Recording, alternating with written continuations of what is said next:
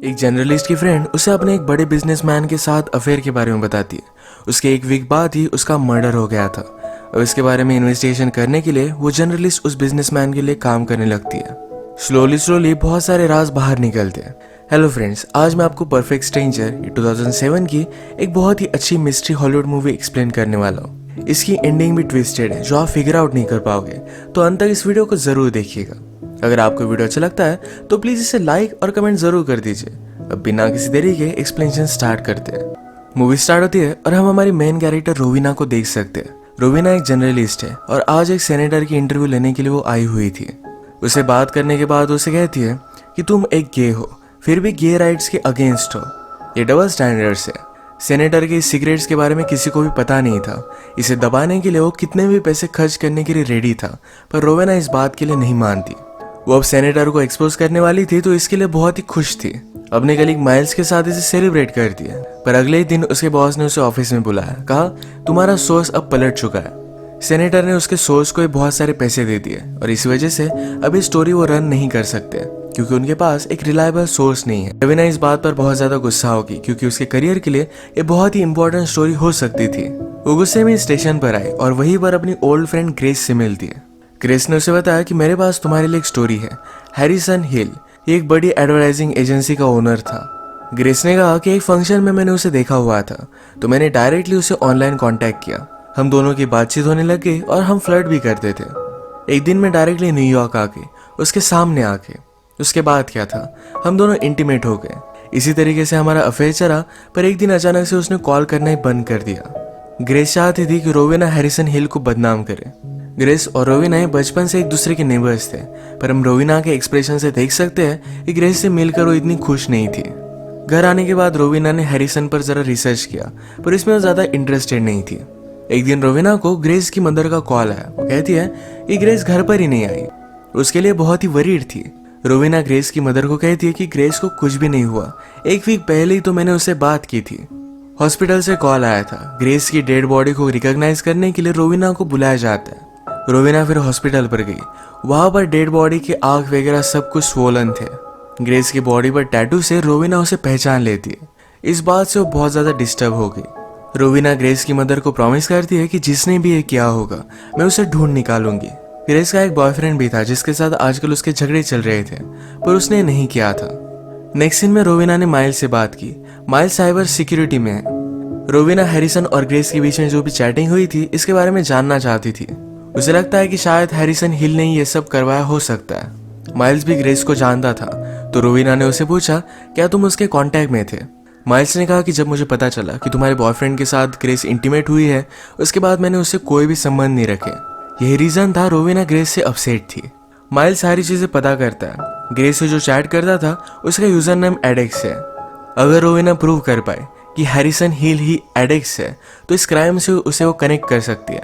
यही काम करने के लिए एक फेक आईडी बनाकर वो हैरिसन हिल के लिए अब काम करने वाली थी। ये सब करने के लिए माइल्स उसे हेल्प करता है। रोविना का एक बॉयफ्रेंड भी है जो माइल्स को अच्छा नहीं लगता क्योंकि माइल्स उसे लाइक करता है। इसके बाद हमें हैरिसन हिल दिखाया जाता है। ये इस टाइप का कैरेक्टर है कि अगर उसके साथ किसी ने धोखा किया तो उसे बहुत ज्यादा गुस्सा आता है, पर वो खुद धोखेबाज है। अपने वाइफ पर चीट करता है, अपने मेंटर से क्लाइंट चुरा लेता है। रोविना जब उसके लिए काम करने लगे तो उसे नोटिस करता है। माइल्स को ग्रेस की ऑटोप्सी रिपोर्ट से पता चला कि ग्रेस को पॉइजन देकर मारा गया था, पर ये पॉइजन उसकी आंखों में डाला था। जब उसका मर्डर हुआ तब वो प्रेग्नेंट भी थी। ये सारी बातें वो रोविना को बता देता है। रोविना को ये सब डिस्टर्बिंग लगा, पर फिर भी अपने जॉब पर वो फोकस कर दिया। अपने कलीग से उसने हैरिसन के बारे में पूछा, उसके अफेयर्स के बारे में पूछा। कलीग ने कहा कि हैरिसन के बहुत सारे अफेयर हुआ करते थे। खुद के ऑफिस में भी 2-4 उसके अफेयर थे। उस पर केसेस वगैरह भी हुई थी, पर उसके पास बहुत सारे पैसे हैं, उसने इसे निपटा दिया। उसकी वाइफ उस पर बहुत ज्यादा गुस्सा है। अगर उनका डिवोर्स होता है तो उसे बहुत सारे पैसे मिलेंगे। इस वजह से अब तक वो उसके साथ है। वो सिर्फ वेट कर रही है हैरिसन को अफेयर करते हुए पकड़ने का। इसके बाद डिवोर्स लेकर उसके बहुत सारे पैसे लेकर वो चली जाएगी। घर पर माइल्स रोविना के लिए चैट के लिए सेटअप करवा देता है। अब वो हैरिसन की एक्स एम्प्लॉय के नाम से हैरिसन से चैट करेगी, ये सब कंफर्म करने के लिए कि हैरिसन ही एडेक्स है। यहाँ पर वो डिस्कस कर रहे थे कि हैरिसन की वाइफ ने मर्डर किया हो सकता है क्योंकि उसके पास ही पैसों का मोटिव है। रात में हैरिसन से चैट करते वक्त रोवीना जरा कतरा रही थी, पर माइल्स उसके पीसी का कंट्रोल लेकर डायरेक्टली हैरिसन से कांटेक्ट कर देता है। जब तक हैरिसन और रोवीना ने बात की तब तक माइल्स ने हैरिसन के सारे चैट्स निकाल लिए थे। माइल्स ने रोवीना की परमिशन लिए हुए ये सब किया था, तो इस वजह से रोवीना उस पर बहुत ज्यादा गुस्सा हो गई। वो उसे ये सब फिर से करने के लिए मना कर दिया। रोवीना की फिर हैरिसन से रेगुलरली बात करना स्टार्ट हो गया था। ये दोनों एक दूसरे से फ्लर्ट करते थे। रोवीना ने उसे कहा कि मैं पहले तुम्हारे ऑफिस में काम करती थी। हैरिसन फिर डायरेक्टली उसे उसकी फोटो मांग लेता है।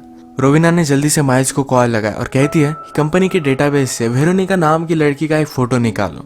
हैरिसन चैट को बंद कर दे इससे पहले माइल्स ने वो फोटो उसे भेज दी।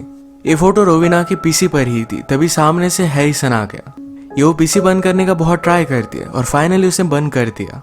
हैरिसन रोवीना से भी फ्लर्ट कर रहा था। उसने कहा कि मैं पास के बार में हूँ, अगर तुम चाहो तो मेरे साथ आ सकती हो।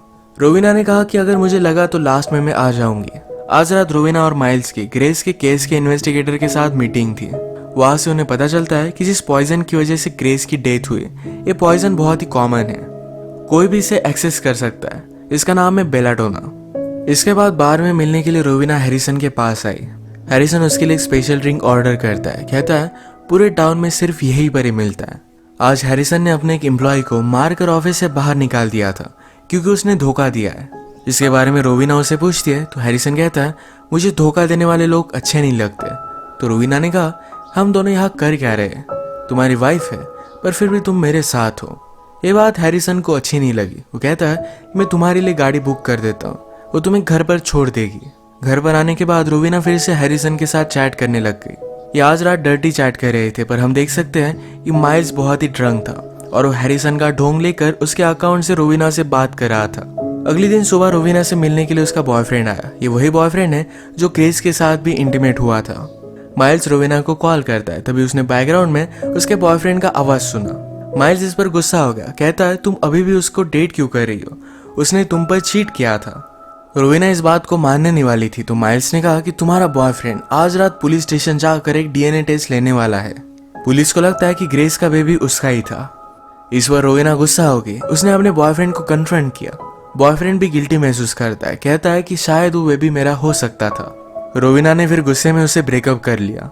वो जरा अपसेट होकर काम पर जा रही थी, पर नीचे हैरिसन उसका वेट कर रहा था। वो कहता है कि मैं तुम्हें लिफ्ट देना चाहता हूँ। कल रात जो भी हुआ इसको हैरिसन ने इतना ज्यादा सीरियसली लिया नहीं। नेक्स्ट सीन में माइल्स और रोवीना डिस्कस कर रहे थे। माइल्स ने हैरिसन की वाइफ के बारे में भी जरा इन्फॉर्मेशन निकलवाई। उसे पता चला कि उन्होंने फार्मास्यूटिकल कंपनी में इन्वेस्ट किया था। अगर इनको हैरिसन की ईमेल का एक्सेस मिल गया तो बहुत सारी चीजें प्रूव कर सकते हैं। माइल्स डायरेक्टली से हैक नहीं कर सकता था, तो उसने रोवीना को एक यूएसबी दिया। कहता है कि इसे जाकर हैरिसन की पीसी पर लगा दो, इसे इन्हें ईमेल का एक्सेस मिल जाएगा। रोवीना भी रात में जाकर हैरिसन की पीसी पर यूएसबी लगा देती है, पर पीसी में बहुत ही अच्छा सॉफ्टवेयर था जो इस तरीके के अटैक को रोकता है।